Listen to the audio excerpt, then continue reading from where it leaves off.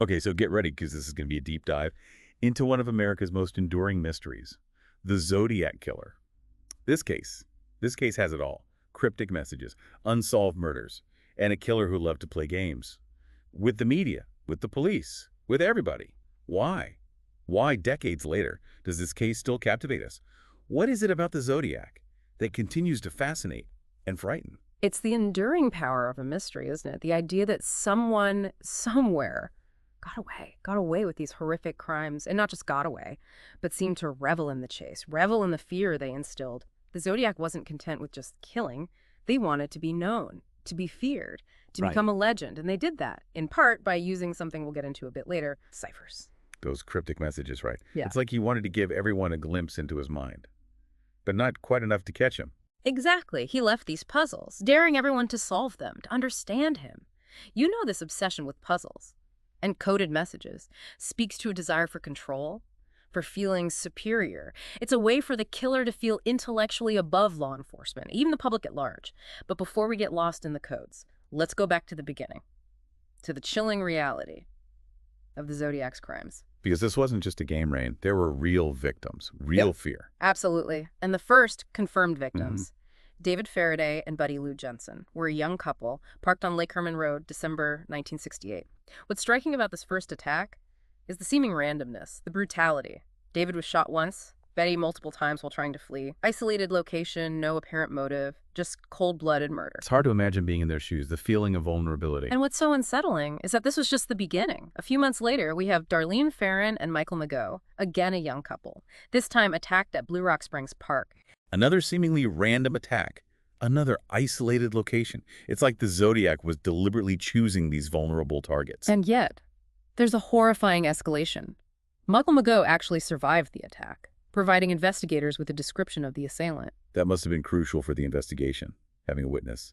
Did Mageau's description help narrow down the search? You'd think so, right? But his description, while helpful, was frustratingly vague.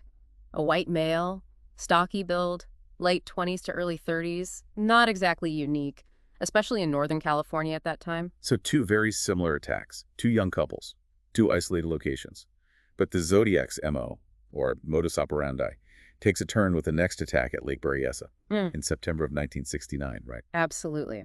This time, the victims, Brian Hartnell and Cecilia Shepard, were tied up before being attacked, and for the first time, we see the emergence of the symbol. That would become synonymous with the killer. That chilling crosshairs circle, left on their car along with a handwritten note. The audacity of it, leaving a message at the crime scene. It's almost unthinkable. It's like he wanted to make sure everyone knew this was the work of the Zodiac, to instill that fear, that recognition. But the audacity doesn't stop there. Just weeks later, we have the murder of Paul Stein, a San Francisco taxi driver. A taxi driver. That's a bold move, even for the Zodiac. Was there any connection to the previous victims? None whatsoever. And unlike the other locations, which were all pretty isolated, this was in the middle of San Francisco, multiple witnesses saw the man fleeing the scene. But again, the descriptions were frustratingly generic. So we have these seemingly random victims, different methods, but one constant. The Zodiac always manages to slip away. It's almost like I think he was playing a game, right? A deadly game, where he was always one step ahead. And this is where those ciphers, those messages, become even more chilling. They weren't just taunts. They were a way for him to insert himself into the narrative, to control the story. it's like he wanted to be both the author and the main character in his own twisted story. And unfortunately for the families of his victims, and for a public gripped by fear, he succeeded in making himself the story. It's unsettling to think that he achieved that level of notoriety, to think that he became this morbid celebrity. But you're right, those ciphers were a huge part of that. It wasn't enough to commit these crimes. He had to make everyone aware of them, taunt the authorities, and he did it in such a calculated way. His communication, it's almost as fascinating and terrifying as the crimes themselves, and he wasted no time. Just weeks after the first murder, the San Francisco Chronicle received a handwritten letter claiming responsibility for the Lake Herman Road killings and threatening more violence if it wasn't printed. And they printed it, didn't they? That must have been a difficult decision. Give this killer the attention that he craved or risk further violence? It's a classic dilemma in cases like this, and sadly one with no easy answers. But what's striking about these letters, and there were many sent to different newspapers, is the strange mix of arrogance and insecurity. What do you mean by that? Well, you have these misspellings, this bizarre, almost childish handwriting at times. Yet he sprinkles in oddly formal phrases, attempts at complex vocabulary. It's like he's trying to present himself as intelligent, educated, while simultaneously revealing, perhaps unintentionally, a different reality. It's like he wanted to appear as this criminal mastermind toying with the police and the public. Which brings us back to the ciphers. These weren't just random symbols. They were his way of proving his intelligence, his superiority. Exactly. It's a power play. I have information you want, knowledge you don't possess. And the most famous of these, of course, is the 408 symbol cipher sent to the San Francisco Chronicle in November of 1969. The one that was cracked by a school teacher and his wife, right? That's incredible. It really is. Donald and Betty Hardin, they spent days working on that cipher, and against all odds, they cracked it. But the message itself, while chilling, didn't reveal the Zodiac's identity. So what did it say? What kind of message would drive someone to create such an elaborate code? It was a rambling, disturbing glimpse into his psyche. Lines like, "I like killing people because it is so much fun," and "man is the most dangerous animal of all." It wasn't a confession, not in the traditional sense, but rather a twisted justification for his actions. It's like he wanted to shock, to horrify, but also to be understood on some level. Perhaps. But there was another cipher one that would baffle investigators and amateur sleuths for decades. The Z340. This one, 340 characters long, was sent to the San Francisco Chronicle in November of 1969, and it remained unsolved for over 50 years. 50 years. That's incredible. What finally happened? In 2020, a team using specialized code-breaking software finally cracked the code. The message itself, again, didn't reveal a name, but it did offer more of this disturbing, fragmented look into the mind of the Zodiac. So more psychological clues, but still no closer to uncovering his identity. It's easy to get caught up in the codes, the messages, but we have to remember, these weren't just abstract puzzles. They were created by a man who had already killed and who would kill again. And he did. Just a few months after the Z340 cipher was sent, a young couple, Paul Stein and his pregnant wife, were driving in San Francisco when a man approached their car. Wait, was this another Zodiac attack? I thought the taxi driver murder was the last one we knew of. It was Paul Stein was the taxi driver. He had picked up a fare that night, a man who, according to witnesses, fit the general description of the Zodiac. Oh, right. It's easy to forget how many lives were impacted by this one man's reign of terror. It's easy to get caught up in the mystery and the intrigue. But at the heart of this case are the victims and their families, left to pick up the pieces while the Zodiac remained at large. It's a stark reminder that behind every unsolved crime, every mysterious cipher, are real people whose lives were forever changed. And in the Stein case, we see the investigation, already stymied by dead ends and false leads, facing even more hurdles. What happened after the Stein murder? Did any witnesses come forward with useful information? There was one crucial detail that, for a moment, seemed like it might lead to a break in the case.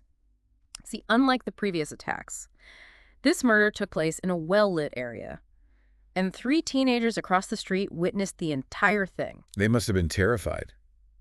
But also, this could have been the break investigators needed. And they thought it was. The witnesses provided a detailed description of the suspect, and crucially, they saw him wipe down the taxi before calmly walking away. So they got fingerprints. They should have. The police were certain they had their man. But then came a devastating realization. In the chaos following the shooting, a crucial error was made. What kind of error? The responding officers, misinterpreting the radio call, thought they were responding to a vandalism call, not a homicide. So they didn't treat it as a priority. Not initially. And in those crucial first minutes, the crime scene wasn't properly secured. The taxi, the potential treasure trove of forensic evidence, was never dusted for prints. A simple miscommunication. Yeah. And the trail, already cold, went even colder. It's heartbreaking, really, to think how close they might have been. It highlights the fragility of these investigations, how easily crucial evidence can be missed, even with seemingly cooperative witnesses, and a determined police force. And in the Zodiac case, these setbacks fueled even more speculation, more theories. The multiple killer theory, for instance. I imagine that one gained traction after the police hit a dead end, with their prime suspect, Arthur Lee Allen Wright. It's understandable, isn't it, when a case goes unsolved for so long? When the official narrative seems to crumble, people start to look for answers elsewhere. Arthur Lee Allen, he was a fascinating character. A former teacher who lived in the area, even owned a watch with the Zodiac symbol on it. That's quite a coincidence, to say the least. But you said he was cleared. Officially, yes. While Allen fit the profile in many ways. And there was some circumstantial evidence. DNA testing, which wasn't available at the time of the murders, ultimately excluded him as a suspect. So if not Alan, then who? And with so many dead ends, is there any hope of ever solving this case? Or is the Zodiac destined to remain a ghost story, a chilling reminder of the crimes we can't seem to solve? That's the question that continues to haunt us, isn't it? What's fascinating to me, and perhaps a bit unsettling, is how this case continues to capture our imaginations. True crime. It's a genre that forces us to confront the darkness in humanity, but it also speaks to our desire for order, for resolution. We want to believe that even the most complex puzzles can be solved, that justice will ultimately be served. Exactly. And while we may never know for sure who hid behind the mask of the Zodiac, the pursuit of truth, the determination to learn from the past, that's something that continues to drive us. It's about more than just catching a ghost, isn't it? It's about using what we learned from the successes and the failures of these investigations to prevent future tragedies. Exactly. And perhaps it's the most important takeaway from the Zodiac case. The idea that while we may never fully understand the darkness that drives someone to commit such acts, we can strive to be more vigilant, more aware in our own lives. To remember that every detail matters, that even a seemingly insignificant piece of information could be the key to unlocking a mystery. And perhaps, just perhaps, to prevent another Zodiac from emerging from the shadows. Well said. This has been a chilling, fascinating, and at times frustrating deep dive into the mind of a killer and the enduring mystery of the Zodiac. We may never have all the answers, but the questions themselves continue to resonate, challenging us to confront our own fascination with the dark side of human nature. And reminding us that sometimes the most unsettling mysteries are those that remain unsolved. Until next time, keep exploring, keep questioning, and stay safe out there.